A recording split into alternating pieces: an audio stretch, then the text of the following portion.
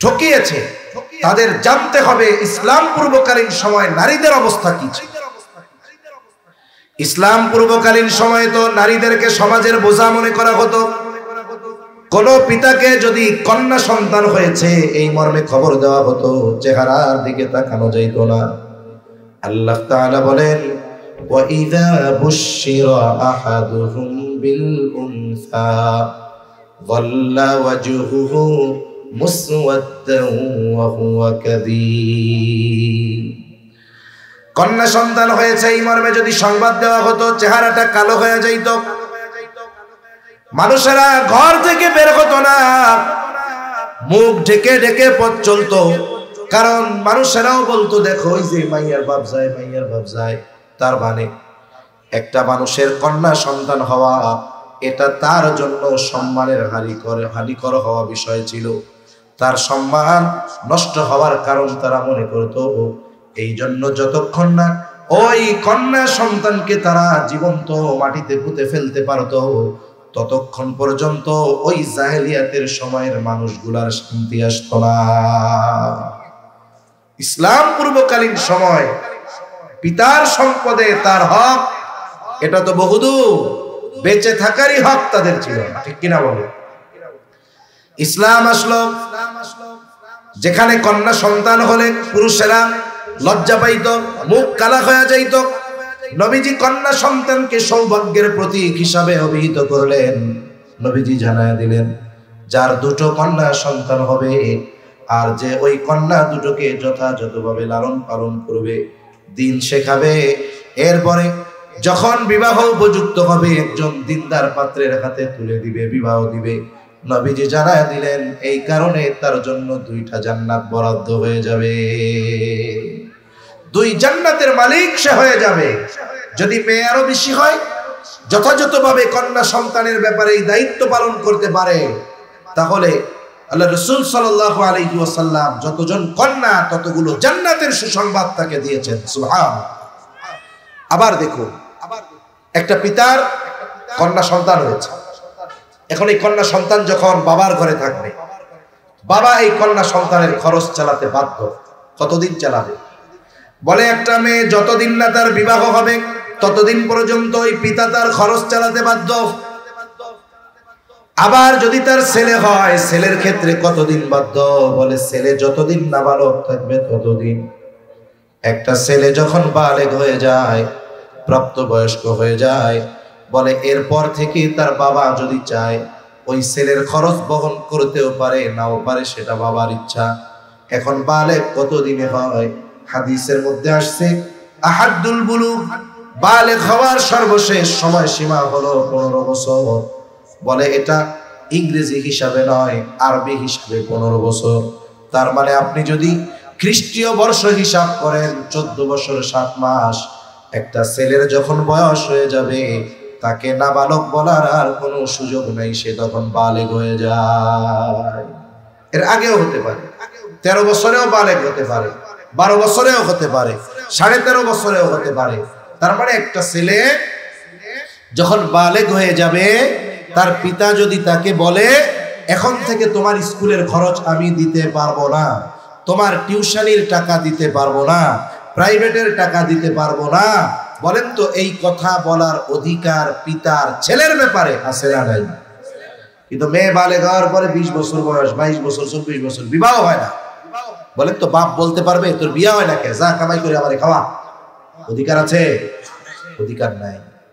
বলে কতদিন?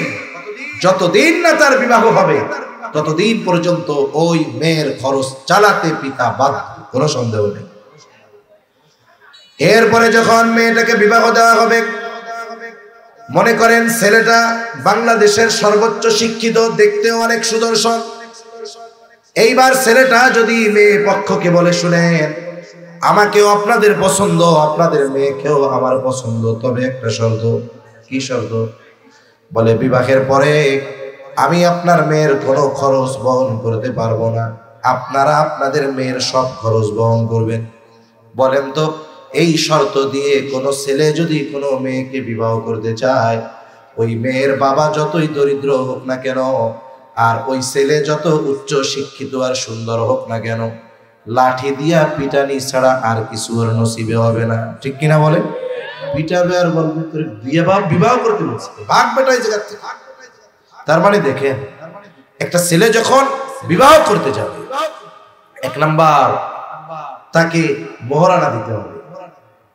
এখন তো অনেক সময় মোহরানার টাকা নিয়ে বাবারা ব্যবসা করে, কি মনে করে যে যে জামানা চলতেছে, আমার মেয়েও তো ডিজিটাল স্মার্ট, কি অবস্থা হয় না হয়, ঘর কয়দিন করতে পারে তার ঠিক নাই, 20 লাখ কাবিন নামা ধরে 20 লাখ ধরে মোহরানায়।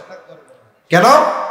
চিন্তা করে যদি কোনো সময় আমার মেয়ে উল্টাপাল্টা করে, বিরক্ত হয়ে যদি ছেলে পক্ষ ছেড়ে দিতেই চায়, বলে 20 লাখ তো নিবই নিব, আরো মামলা হামলা করে আরো 20 লাখ, যাক একটা উপায় তো হবে। তার মানে নিয়ত শুরুতেই খারাপ। আর ছেলে পক্ষ চিন্তা করে কাগজে কলমে লেখে লেখুক, পারলে দিমু না পারলে নাই, এরকম কোনো সুযোগ নাই। সেজন্য ছেলের উপার্জনের উপরে নির্ভর করে সে যেটা দিতে পারবে সেই পরিমাণ মোহরানা লিখতে হবে। বলে এর চাইতে বেশি লেখা ওই ছেলের উপরে জুলুম করা হবে। ঠিক কিনা বলে? এখন তো কোটি টাকার কাবিন দিয়েও সংসার টিকে না 1 বছর, কিন্তু অনেক মুরব্বী আছে জিজ্ঞাসা করেন, একেবারে অল্প কয় টাকা কাবিন, বুড়া বুড়ির 60 বছর পার হয়ে গেছে, দাঁত পড়ে গেছে, চামড়া ঘুষায় গেছে, কিন্তু তাদের মধ্যে হৃদ্রতা, মহব্বত, ভালোবাসা কমে নাই। ঠিক কিনা বলে? সেজন্য এই মোহরানা এটা দিতে হয় পুরুষকে। মোহরানার মালিককে বলে নারী। কে বলেন? নারী। উল্টা তারে মোহরানার টাকা দিতে হবে, এটা তার হক। সাথে সাথে ওই মোহরানার টাকা তার বাবারও নেওয়ার অধিকার নাই। কোন বাপ যদি এই চিন্তা করে মেয়ের নামে মোটা অঙ্কের মোহরানা আদায় করে এটা আমি ভোগ করবো, পরে এই সুযোগ বাবার নাই। এটার মালিক হলো ওই মেয়ে। মোহরানার টাকা মাফ করার অধিকার কারো বাবার নাই, মেয়ের বাবারও নাই, ওটা মেয়ে। সে যদি তার স্বামীকে স্বইচ্ছায় ক্ষমা করে দেয় এটা তার ব্যাপার। তার মানে আমি যেটা বলতে চাচ্ছি, যখন মেয়েটা স্বামীর ঘরে যাবে, প্রথমত যে তাকে বিবাহ করবে তাকে মোহরানা দেওয়া লাগবে। দ্বিতীয়, তার সব খরচ বহন করার দায়িত্ব নিতে হবে।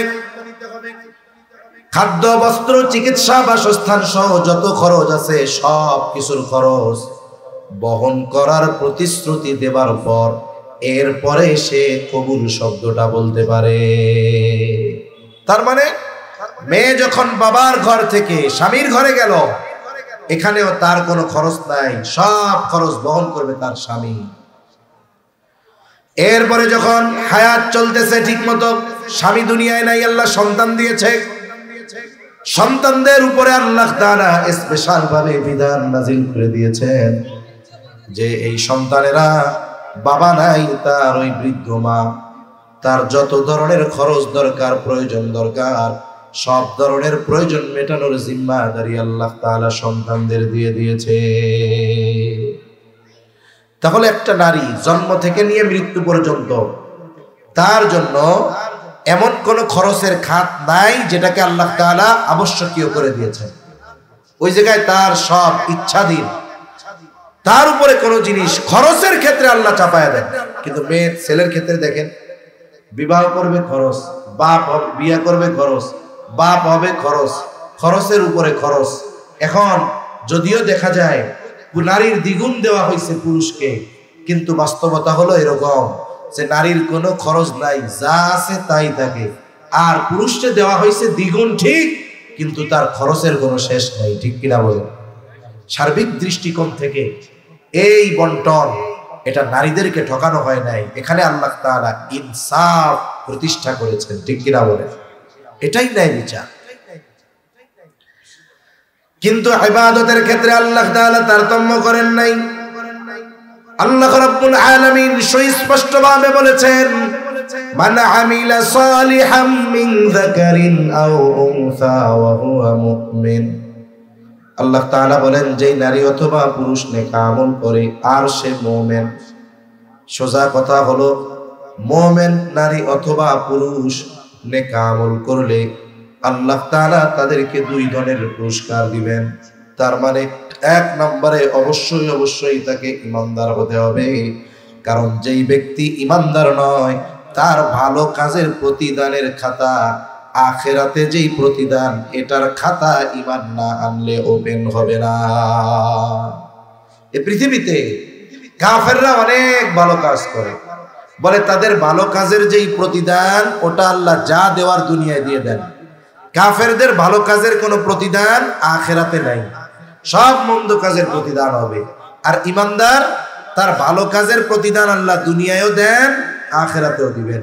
এজন্য একটা বিষয় খেয়াল রাখবো, আল্লাহ তাআলার যত আদেশ নিষেধ আছে সব যদি মেনে চলি, বলেন তো লাভ শুধু আখিরাতে না দুনিয়ায়ও আছে? দুনিয়ায়ও আছে। তাহলে 1 নাম্বার কম্পালসারি শর্ত হলো ঈমান। এখন এই ঈমান কেমন হওয়া দরকার, নারী হোক আর পুরুষ হোক?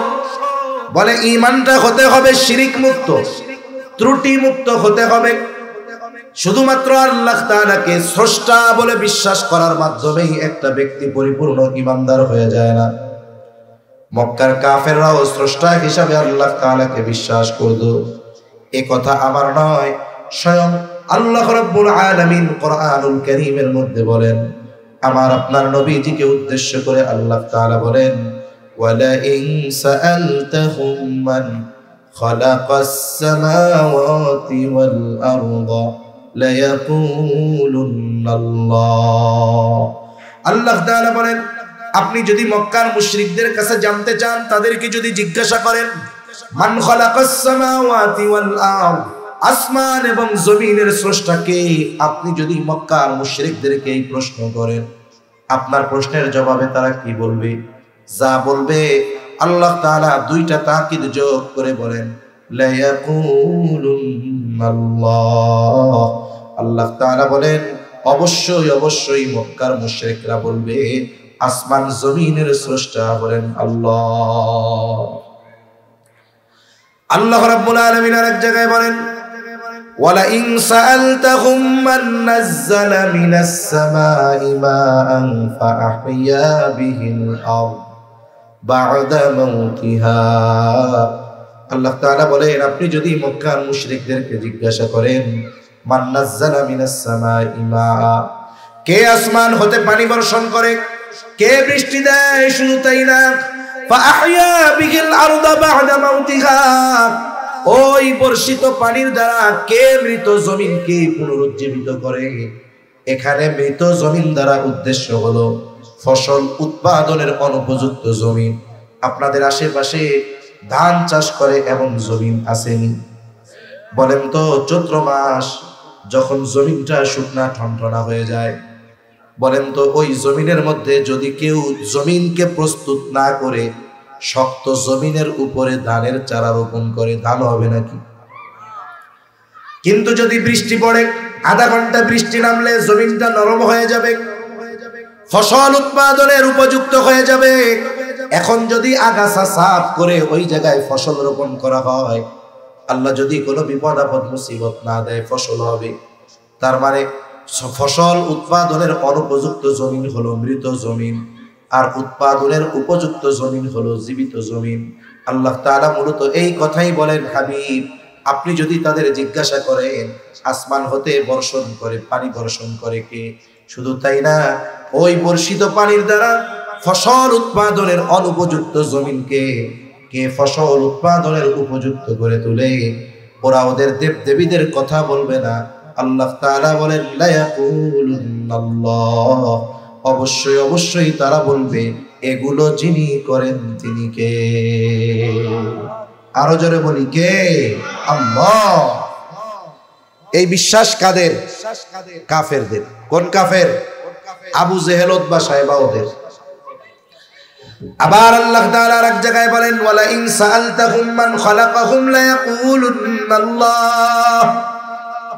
আপনি যদি মক্কার মুশরিকদেরকে জিজ্ঞাসা করেন তাদের স্রষ্টাকে, এই পৃথিবীতে কোটি কোটি মানুষ আছে এমন যারা বলে কোনো স্রষ্টা নাই, এমনি এমনি আমরা হয়েছি, আবার মরার পরে মাটির সাথে পচে গলে মিশে যাব।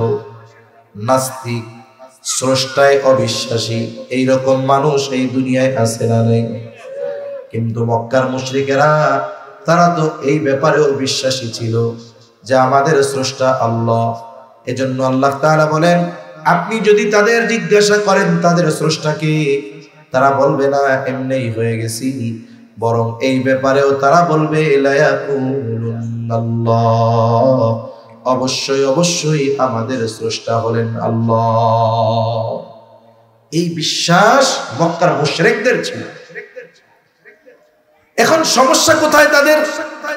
বলে সমস্যা হলো তারা আল্লাহর জাতের ব্যাপারে অস্বীকারী ছিল না, কিন্তু আল্লাহর সাথে এমন কিছু শিরিক তারা করত যার কারণে এই বিশ্বাস আল্লাহ তাআলার কাছে মূল্যহীন হয়ে গেছে। আল্লাহর সাথে মূর্তি দাঁড় করায় দিত, হয়তো যে এইটারও এই ক্ষমতা আছে, মানে আল্লাহ তাআলার যেই ক্ষমতাগুলো আছে এগুলো ওরা মনে করত কিছু বস্তুর মধ্যেও এই ক্ষমতা আছে, এই জন্য মূর্তি বানাইতো, বলতো এই মূর্তির মধ্যে এই ক্ষমতা আছে, এটাও আমাদের দিতে পারে। অথচ ওই জিনিস দেওয়ার ক্ষমতা একমাত্র কার? আমাদের দেশে অনেক মানুষ আছে বিভিন্ন জায়গায় গিয়ে, কবরে গিয়ে, মাজারে গিয়ে মাজার ওয়ালার কাছে সন্তান চায়, সম্পদ চায়, সম্মান চায়, ক্ষমতা চায়, আছে না নাই? অভাব নাই। বাংলাদেশে কোটি কোটি মানুষ আছে এরকম, পীর পূজা করে, মাজার পূজা করে, কবর পূজা করে, মাজারে কবরে গিয়ে সেজদা দেয়, আছে না নাই? ওরে যদি জিজ্ঞাসা করেন তোর রব কে, ও বলবে আল্লাহ। তোরে বানাইছে কে? বলবে আল্লাহ। আসমান জমিন বানাইছে কে? আল্লাহ। আবার সেজদা দিচ্ছে কোথায়? কবরের সামনে, মাজারের সামনে। অনেক সময় অনেক ভণ্ড পীর দাবি করে তাদের সামনে সেজদা দিচ্ছে। এখন বলুন তো, ওরা তো মূর্তির সামনে মাথা নত করতো, ওরা কবরের সামনে করে। ওই মুশরিক আর এই জামানার কবর পূজারী, মাজার পূজারী, পীর পূজারী, আহলে হক পীর অনেক আছে, তারা তো ভিন্ন। বলেন তো এই পূজারী যেগুলো, এগুলোর সাথে আর ওই আবু জেহেল, উতবা, সাইবাদের সাথে কোনো তফাৎ আছে? তফাৎ নাই। এজন্য বুঝতে হবে, একটা ব্যক্তি শুধু এই কথা বলার দ্বারা সে প্রকৃত ঈমানদার হয়ে যাবে না, বরং আল্লাহ তাআলার জাত, সিফাত, আল্লাহ তাআলার সত্তা, গুণাবলী সব কিছুর উপরে যথাযথভাবে তাকে ঈমান আনতে হবে এবং এই বিশ্বাস বাস্তবে পরিণত করতে হবে। যদি না করে তাহলে তার ওই ঈমান তাকে আখিরাতে সফলতা প্রদান করতে পারবে না। এজন্য আল্লাহ আমাদের সকল ধরনের শিরক থেকে বেঁচে থাকার তৌফিক দান করেন। এই যে সেজদা দেয় কবরে, মাজারে, বলেন তো সেজদার একমাত্র হকদার কে? তাহলে আপনি যখন আরেকজনকে সেজদার হকদার বানায় ফেললেন, তাহলে সমকক্ষ দাঁড় করানো হলো কার সাথে? এজন্য শিরক জঘন্য এক পাপ। যারা শিরকের সাথে জড়িত, এই পাপ ছাড়া আল্লাহ অন্যান্য পাপ এমনি মাফ করে দিবে। কিন্তু যদি শিরকের পাপ আল্লাহর কাছে ক্ষমা না চায়, তওবা না করে, তাহলে আল্লাহ তাআলা মাফ করবে না। এজন্য কিছু কিছু শিরক আছে যেগুলো মানুষের ঈমানকে পুরো ধ্বংস করে দেয়। আল্লাহ আমাদের এই ধরনের পাপ থেকে বেঁচে থাকার তৌফিক দান করেন, বলি আমিন। তাহলে এক নাম্বার, আমার আপনার ঈমানটা হতে হবে শিরক মুক্ত ঈমান। এরপরে আমি আপনি যদি কোনো আমল করি কিছু শর্তের আলোকে, ঈমান ঠিক, কিছু শর্ত ঠিক রেখে যদি আমল করি, ওই আমল যদি অল্প হয়, ওই আমলগুলো আল্লাহ তাআলা কবুল করে নিবে। এই জন্য নবীজিও বলেন, আখলিস দীনাকা ইয়াকফিকাল আমালুল কলিল, তোমার ঈমান খাঁটি করো, অল্প আমল নাজাতের জন্য যথেষ্ট হয়ে যাবে। তাহলে দুনিয়া আখিরাতে যদি আল্লাহর কাছে উত্তম প্রতিদান চাই, এক নম্বরে আমাদেরকে শিরক মুক্ত ঈমান অর্জন করতে হবে। আল্লাহ তৌফিক দেন, বলি আমিন। এরপরে কি? আমলে সালেহ। ঈমান ঠিক তো আমল যদি অল্প হয়, এটা আল্লাহর কাছে গ্রহণযোগ্য। তবে এই আমলগুলো কিছু শর্তের আলোকে যদি করা যায়, ছোট হলেও তার দাম আল্লাহর কাছে বেড়ে যায়। এখন আমলগুলো যে আমরা করব, ঈমান তো ঠিক আছে, আমলের ক্ষেত্রে কি করব? এক নাম্বার, আমরা যেই আমলটা করি না কেন, সেটা যত ছোট হোক, আমরা আমাদের আমলটা একমাত্র কার সন্তুষ্টির জন্য করব? বলেন। আমাদের নিয়ত থাকবে যে আমরা আল্লাহর সন্তুষ্টির জন্য আমলটা করতেছি। মনে করেন একজন বাড়ি বানিয়েছে, তার দক্ষিণ দিকে ফাঁকা, যেই বাড়িতে দক্ষিণে ফাঁকা আর ওই বাড়িতে দক্ষিণ পাশে ঘরের জানালা নাই, ওই লোকরে মানুষ বলদ ছাড়া আর কিছু বলবে না, ঠিক কিনা বলে? এখন আপনি জানালা কাটবেন, নিয়ত করবেন কি? বলে জানালা কাটতেছি এই জন্য আমার তো বিল্ডিং আটকায় রাখলে কোনো আওয়াজ ঢুকে না ভিতরে, তা জানালা কাটতেছি, এটা বাতাস খাওয়ার জন্য না, জানালা খোলা রাখবো, আজানের আওয়াজ আসলে যেন নামাজে দেখতে সুবিধা হয়। নিয়ত করলেন আজানের আওয়াজ যেন ঘরে আসে। বলেন তো এই নিয়তে যদি দক্ষিণ দিকে জানালা কাটা হয়, তাহলে বলেন তো দক্ষিণ দিকের জানালা দিয়ে বাতাস ঘরে ঢুকবে? তো কথা বুঝেন নাই মনে হয়, ঢুকবে? তাহলে দেখুন, নিয়ত করছেন আজানের আওয়াজ যেন আসে, এই জানালা কাটলেন, এটা আপনার নেক আমলের কারণ হলো, বাতাস তো ফাউই পাবে, ঠিক কিনা কর? এজন্য দুনিয়ার মানুষ বোঝে না, দুনিয়ার অনেক বৈধ কাজ আছে, সেই কাজগুলো যদি আমরা আল্লাহর জন্য করি, ওটাও আমাদের সওয়াব পাওয়ার কারণ হয়ে যায়। আর যেটা ইবাদত, এটা তো আল্লাহ তাআলা হকদার। যে কোনো ধরনের ইবাদত একমাত্র কার সন্তুষ্টির জন্য করব? জোরে বলেন। আমার নিয়তকে আগে পরিশুদ্ধ করতে হবে, যে আমার সব কাজ একমাত্র আল্লাহর জন্য। যদি আমার ঠিক থাকে, নিয়তের মধ্যে বিশুদ্ধতা থাকে, আমার যদি ইখলাস ঠিক থাকে, বলে ওই আমল অল্প হলেও আল্লাহ তাআলার কাছে দামি হয়ে যায়। তাহলে 1 নাম্বার বলে ইবাদত করতে হবে একমাত্র আল্লাহ তাআলার জন্য। আমি যদি আমার নিয়তকে বিশুদ্ধ করতে পারি যে আমার এই কাজ আল্লাহর জন্য, দ্বীনি মাহফিল আল্লাহর জন্য, আমি বলতেছি আল্লাহর জন্য, আমরা শ্রবণ করতেছি আল্লাহর জন্য, বলে আমার নিয়ত যদি পাক্কা থাকে, আর নবীজিও জানায় দেন আমরা আমাদের কর্মের কর্মফল নিয়তের আলোকেই আমরা লাভ করে থাকি। অনেক ভালো কাজ করছে, নিয়তের মধ্যে গড়মিল, কোনো প্রতিদান আল্লাহর কাছে নাই। আরেকজন ছোট কাজ করছে, নিয়ত বিশুদ্ধ আল্লাহর জন্য, বলে ওই ছোট কাজের বড় প্রতিদান তাকে দিবেন কে? আল্লাহ। জন্য 1 নম্বরে আমরা আমাদের নিয়তকে বিশুদ্ধ করব। 2 নাম্বার বলে যেই আমল আমরা করব একমাত্র আল্লাহ রাসূলুল্লাহ সাল্লাল্লাহু আলাইহি ওয়াসাল্লামের তরিকায় করব, আল্লাহর সন্তুষ্টির জন্য রাসূলের তরিকায় করতে হবে। কারণ এই পৃথিবীতে এমন কোনো ইবাদত নাই যেই ইবাদতের মধ্যে নবীজির তরিকা নাই। দুনিয়া তো এমন জিনিস, সুন্নাত তো এমন জিনিস, দুনিয়াবি এমন কিছু কাজ আছে যেই কাজগুলো করলে সওয়াবও নাই, না করলে গুনাহও নাই। কিন্তু এই কাজগুলো কেউ যদি সুন্নাত তরিকায় করে, ইবাদত সহজতার নিয়তে করে, বলে ওই ধরনের কাজগুলোও তার আমলনামায় সওয়াবের কাজ হিসাবে গণ্য হয়ে যায়। আমরা খানা খাই না, খাবার খাই তো কেন খাই?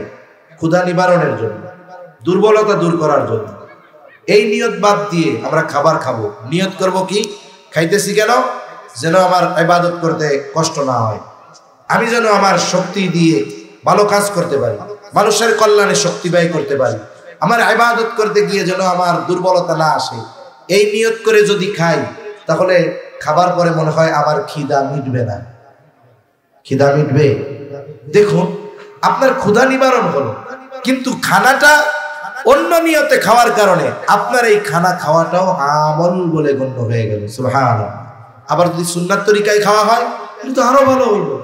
এজন্য দুনিয়াবি সাধারণ কাজগুলো নিয়ত এবং সুন্নতের কারণে ইবাদতে পরিণত হয়। এজন্য আমরা আমাদের জীবনের দৈনন্দিন কাজগুলো নবীর তরিকায় করার চেষ্টা করব তো ইনশাআল্লাহ।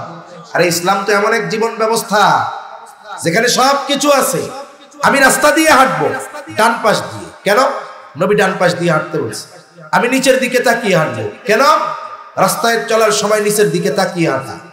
এরপরে আমি যখন সমান জায়গায় চলবো, লা ইলাহা ইল্লাল্লাহ বলবো।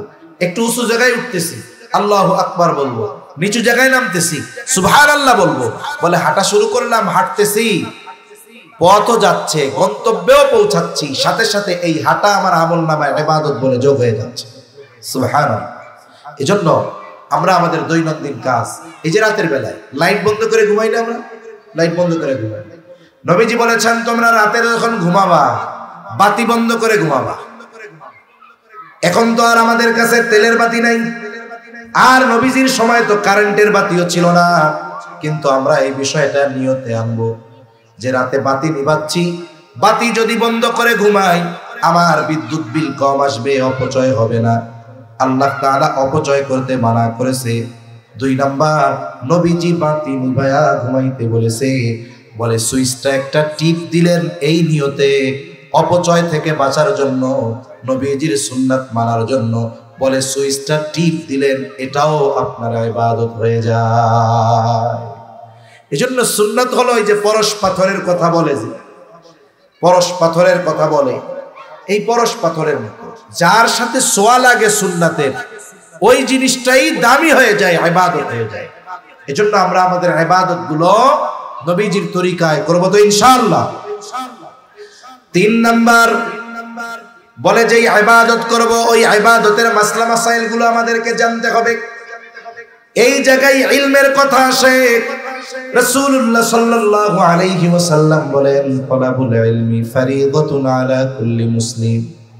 নবীজি সাল্লাল্লাহু আলাইহি ওয়াসাল্লাম বলেন, দ্বীন ইলম শিক্ষা করা প্রত্যেক মুসলমান নরনারীর উপরে ফরজ।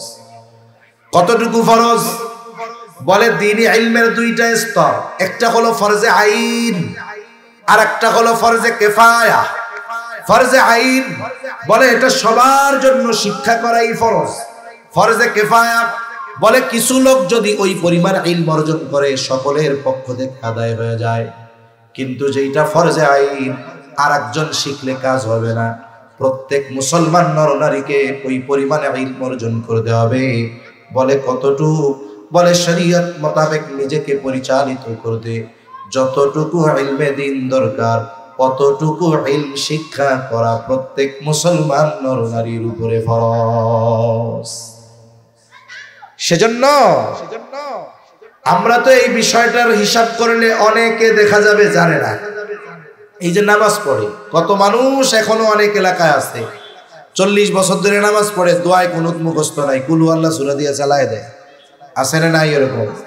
সারা জীবন নামাজ পড়তেছে। একজন নামাজির নামাজ বিশুদ্ধ হওয়ার জন্য কম পক্ষে 5টা সূরা তার শুদ্ধ হওয়া লাগে। কারণ হুজুর 5 সূরা লাগবে কেন? 5টার কমে কি নামাজ পড়া যায়? আপনার 4 রাকাত সুন্নাত পড়ার জন্য কমপক্ষে 4টা সূরা লাগবে না? 4টা সূরা লাগবে। আবার দেখুন সূরা ফাতিহা লাগবে, এই মোট 5টা। এখন আপনার যদি কোনো একটা অশুদ্ধ থাকে তাহলে কি হবে? বলে নামাজ দিতে হবে না। কেন? বলে নামাজ ভঙ্গের 19 কারণের প্রথম কারণ হলো কেরাতে অশুদ্ধ পড়া। এই যে একটার সাথে একটার কানেক্ট আছে। আপনি নামাজ পড়তেছেন, নামাজি, নামাজের কিছু ফরজ আছে, কিছু ওয়াজিব আছে। নামাজের তার নামাজ কিন্তু থাকবে না। আবার দেখেন নামাজের ওয়াজিব 14টা। ওয়াজিব ছুটে গেলে কি করতে হবে? বলে সাউ সিজদা দিতে হবে। সাউ সিজদা যদি না দেয় নামাজ হবে না। বলে নামাজের ওয়াজিব 14টা। এখন যদি নামাজি এই 14টা ওয়াজিব না জানে, যদি কোনো একটা ওয়াজিব তার থেকে ছুটে যায়, সে টেরও পাবে না, বুঝতেও পারবে না, জানতেও পারবে না। যেহেতু জানতে পারে নাই, সাউ সিজদাও দিবে না। সাউ সিজদা দিবে না, তার নামাজও হবে না। আবার নামাজ ভঙ্গের কারণ আছে 19টা। বলে 19 কারণ থেকে যদি একটি কারণ পাওয়া যায় তার নামাজ থাকবে না। এখন নামাজি যদি নামাজ ভঙ্গের 19 কারণ না জানে, দেখা গেল নামাজের মধ্যে তার নামাজ ভঙ্গের কারণ পাওয়া গেল, সে বুঝতেও পারে নাই, টেরও পায় নাই। সে জানুক আর না জানুক, বুঝুক আর না বুঝুক, নামাজ ভঙ্গের কারণ পাওয়া যাওয়ার কারণে তার নামাজ থাকবে না। আবার দেখেন তাহারত সম্পৃক্ত মাসালাগুলো জানা দরকার। কেন? বলে ওযু ভঙ্গের কারণ 19টা। নামাজের মধ্যে যদি ওযু ভঙ্গের কারণ 7টা, ওযু ভঙ্গের এই 7টি কারণ থেকে যদি একটা কারণ পাওয়া যায় নামাজের মধ্যে, ওযু থাকবে না। ওযু থাকবে না তো তার নামাজ থাকবে না। আবার দেখেন গোসলের ফরজ 3টা। যদি এই ফরজ সমূহ থেকে কোনো একটা ছুটে যায়, বাদ যায়, বলে তার পবিত্রতা অর্জন হবে না। পবিত্রতা অর্জন হলো না তো তার ইবাদত গুলাও হবে না। আমি তো শুধু নামাজ নিয়ে বললাম আর কি। এরকম প্রত্যেকটা ইবাদত যেটা আমাদের জন্য জরুরি, বলে ওই বিষয়ের মাসলা মাসাইল গুলাও জানা জরুরি। কিন্তু অবস্থা কি? অনেক জায়গার মুসল্লি না জানলেও ইমামের কাছে শিখতে চায় না। কেন? কারণ ইমামের উপরে গরম গরম কথা কয়। ওই ইমাম যদি জানতে পারে যে এই মুসল্লি দোয়ায় কোনো জানে না, তাহলে ইজ্জত থাকবো? শরম পাইবো, তাই না? এই জন্য ইমামের সামনে শিখতে চায় না, বলতে চায় না। আচ্ছা, আপনি এই ইমামের কাছে লজ্জার কারণে আপনি আপনার অজানা বিষয়গুলো তার থেকে জানতেছেন না, লজ্জা পাইতেছেন। লজ্জার কারণে কি হলো? তার ইবাদত হচ্ছে না। এখন ইবাদত না হওয়ার কারণে কি হবে? আখিরাতে সাইজ আছে না নাই? জোরে বলেন, আছে না নাই? এখন বলেন, দুনিয়ায় ইমামের কাছে লজ্জা পাওয়া ভালো নাকি আখিরাতে শাস্তি পাওয়া ভালো? ইমামের কাছে লজ্জা পাওয়া ভালো না? তাহলে আমাদের যাদের মনে হয় যে না আমরা ফরজ পরিমাণ ইলম অর্জন করতে পারি না, আপনি যদি আপনার মসজিদের ইমাম সাহেবকে গিয়ে বলেন যে ইমাম সাহেব, আমরা তো ফরজ পরিমাণ ইলম আমাদের মধ্যে আছে কিনা জানি না, কিন্তু যতটুকু ইলম শেখা ফরজ, আমরা তো কাজের মানুষ, ব্যস্ত মানুষ, রাতের বেলা সময় ছাড়া সময় পাই না, আমাদের এশার পরে আধা ঘন্টা 1 ঘন্টা সময় দিয়ে আমাদের মাসলা মাসাইল গুলো শিখায়া দেন, সূরা কেরাত গুলো শুদ্ধ করায়া দেন। বলেন তো বাংলাদেশের কোন ইমাম বলবে যে আমার টাইম নাই, পারবো না? এরকম কেউ আছে বলার মতো? বরং স্বতঃস্ফূর্তভাবে দায়িত্ব নিয়ে আমরা যারা পারি না আমাদেরকে তারা শিখিয়ে দিবে। কিন্তু আফসোস, ওই যে আমি যে সূরা ফাতিহা শুদ্ধ পারি না, এটা যদি যাই না যায় ইজ্জত থাকবো, এই জন্য আমার সূরা কেরাত শুদ্ধ করার দরকার নাই, ইমাম সাহেবের কাছে লজ্জা পাওয়ার দরকার নাই। এই লজ্জা ভাঙতে হবে। এই লজ্জার কারণে আমার ইবাদত নষ্ট হচ্ছে, আমল নষ্ট হচ্ছে, আখিরাতে শাস্তির ভান্ডার জমা হচ্ছে আমার জন্য। এজন্য আমরা শিখবো, আল্লাহ তৌফিক দান করেন, বলি আমিন। 3-4 নাম্বার যেই জিনিসটা লাগবে, বলে তার উপার্জন এবং খাবার উভয়টা হালাল হতে হবে। শুধু খাবার হালাল হলে হবে না, উপার্জনের উৎসটাও হালাল হতে হবে। এই জন্য অনেক সময় অনেক মানুষ বিভিন্ন জায়গায় কর্ম করে, খুব পরিশ্রম করে। এক যুবক এসে বলে, ভাই ঢাকায় আমি একটা রেস্টুরেন্টে চাকরি করি, 12 ঘন্টা ডিউটি, একটুও ফাঁকি দেওয়ার উপায় নাই, পুরো আমার হালাল ইনকাম। তা তুমি কোন রেস্টুরেন্টে চাকরি করো? বলে অমুক চাইনিজ রেস্টুরেন্টে। তোমার কাম কি? বলে মানুষজন আসলে তাদেরকে ড্রিঙ্ক সাপ্লাই দেওয়া। ড্রিঙ্ক মানে বুঝেন তো, মানে মদ সাপ্লাই দেওয়া। আমি তাদের কাছে নিয়ে মদ নিয়ে দেই, সে খায়ও না ধরেও না, আস্তাগফিরুল্লাহ, ওইটা আমি ধরি না, আমি প্লেটটা নিয়ে খালি দিয়ে আসি। আমি বলি শোনো, আল্লাহ রাসূল সাল্লাল্লাহু আলাইহি ওয়াসাল্লাম হাদিসের মধ্যে জানিয়েছেন, যেই মানুষগুলো মদের সাথে কোনো না কোনো ভাবে সম্পৃক্ত, তাদের সকলের উপরে কার লানত? আল্লাহর লানত। বলে যে মদ পরিবেশন করে, ওই যে চাকরি করতেছে, সার্ভ করতেছে, তার কাজ কি? অর্ডার দিছে, নিয়ে দিয়ে আসছে, এই কাজটাও যে করে তার উপরে আল্লাহ তাআলার লানত। এজন্য অনেক মানুষ পরিশ্রম করে ঠিক, কিন্তু সে কোন কাজটা করতেছে, ওই কাজটা শরীয়ত সমর্থিত কিনা, এই ব্যাপারে সে খেয়াল রাখে না। এজন্য আমাদের উপার্জনের উৎস কর্ম, এটাও হালাল হতে হবে। কেন? কারণ হালাল উপার্জন করা এটা গুরুত্বপূর্ণ একটি ইবাদত। কোন ব্যক্তি যদি হালাল উপার্জনের নিয়তে, হালাল খাবারের নিয়তে হালাল উপার্জন করে, বলে 5 ওয়াক্ত নামাজ ঠিক রেখে এই হালাল কর্মের মাধ্যমে সে হালাল উপার্জন করবে, তার কর্ম যত ছোট হোক না কেন ওটাও তার আমলনামায় ইবাদত বলে গণ্য হবে। সুবহানাল্লাহ। এজন্য নবীজি সাল্লাল্লাহু আলাইহি ওয়াসাল্লাম বলেন, কাসবুল হালালি ফরিদাতুম বাদাল ফরিদা, ফরজ ইবাদতের পরে অন্যতম ফরজ ইবাদত হালাল উপার্জন করা। এজন্য আমার আপনার উপার্জনের উৎস কর্ম, এগুলো যেন অবৈধ না হয়, হারাম না হয়, এ ব্যাপারে আমরা খেয়াল রাখবো। অনেকে হারাম উপার্জন নাম পাল্টায় দেয়, যেমন এক জায়গায় চাকরি করে ঘুষ খায় গেল, এখন এটারে আর ঘুষ কয় না, কয়টা চা পানের টাকা। তা তুমি কি বড় পান খাওয়ার, কোন বালতিতে চা খাওয়ার লাই জানি, তোমার 2-3 হাজার টাকার কম দিলে তোমার চা আর পান হয় না। এজন্য হারাম যেটা, এটার নাম যত পরিবর্তন করা হোক, ওইটার হুকুম পরিবর্তন হয় না। আমার আপনার নবীও বলেছেন, এমন এক সময় আসবে আমার উম্মতের মাঝে মদের নাম পরিবর্তন করে তারা মদ পান করে। এখন এই ঘুষের টাকা, ঘুষ, এটারে আপনি যতই বলেন না কেন চা পানের টাকা, যতই বলেন না কেন স্পিড মানি, যতই বলেন না কেন এটা আপনার জন্য বকশিশ, যে নামই দেন না কেন, ঘুষ তো ঘুষই। মৌলিকভাবে নাম পরিবর্তন করলেও এর হুকুম আর বাস্তবতা পরিবর্তন হবে না, ঠিক কিনা বলেন? আমাদের এলাকায় কিছু লোক আছে দেখতে একেবারে কালো, মানে একেবারে কালো, কিন্তু তার নাম হইলো দলা মিয়া। দলা চিনেন নাকি? দলা মানে কি? এখন বলেন তোর নাম যত দলা মিয়া হোক না কেন, কিন্তু ওর চেহারা কি এই জন্য দলা হয়ে যাবে? আপনি এই ঘুষের টাকার নাম যত পাল্টায় দেন না কেন, এটা কি বৈধ হয়ে যাবে? জন্য সুদ ঘুষ সহ সকল প্রকার হারাম উৎস থেকে উপার্জন আমাদের বন্ধ করতে হবে। সাথে সাথে খাবারটাও হালাল হতে হবে, অথবা উভয়ের যদি যে কোনো একটা হারাম হয়, ওটা তো হারাম হয়ে গেল। আপনি হালাল উপার্জন করে হারাম কিনছেন, হবে না। উপার্জনও হালাল, খাবারটাও হালাল হতে হবে।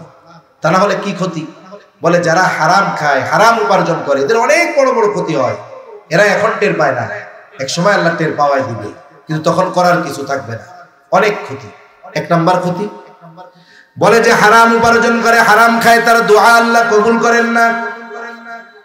এক ব্যক্তি দীর্ঘ পথ সফর করে আসছে, তার চুল উস্কো খুস্কো, চেহারা মলিন, কাপড়গুলো ধুলোয় মলিন হয়ে গেছে।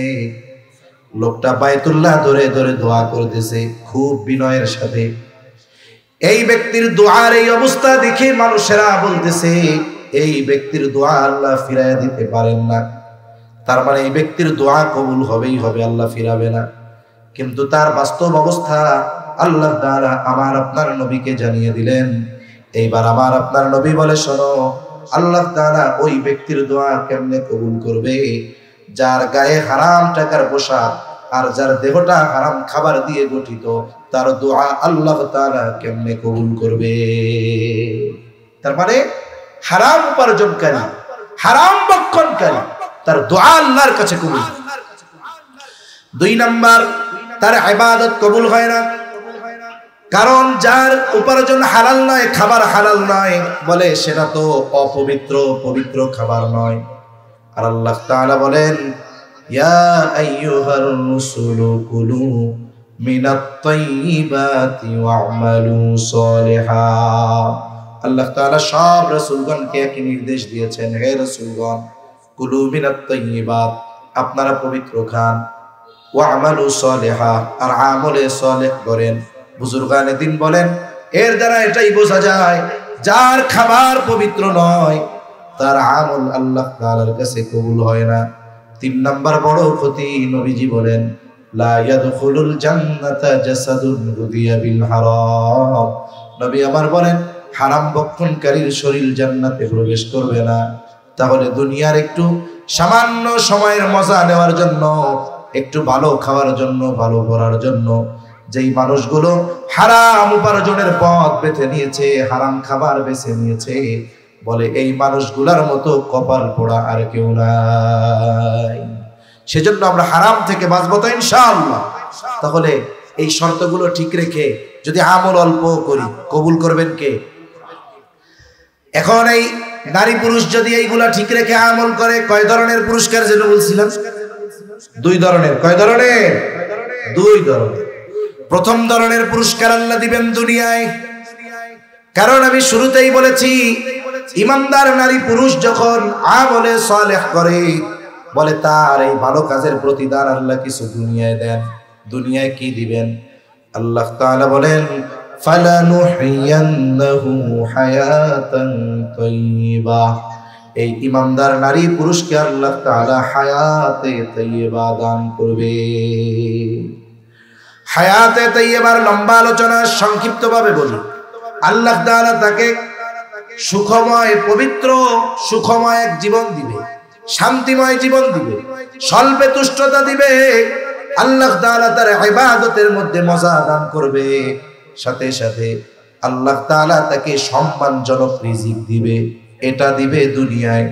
বলেন তো, দুনিয়ায় কেউ যদি স্বল্পে তুষ্টতা অর্জন করতে পারে, ইবাদতের ক্ষেত্রে মজা অর্জন করতে পারে, প্রয়োজনীয় সম্মানজনক রিজিকের ব্যবস্থা যদি তার হয়ে যায়, এই দুনিয়ায় প্রকৃত পক্ষে একটা মানুষের জন্য আর কিছুর দরকার আছে নাকি?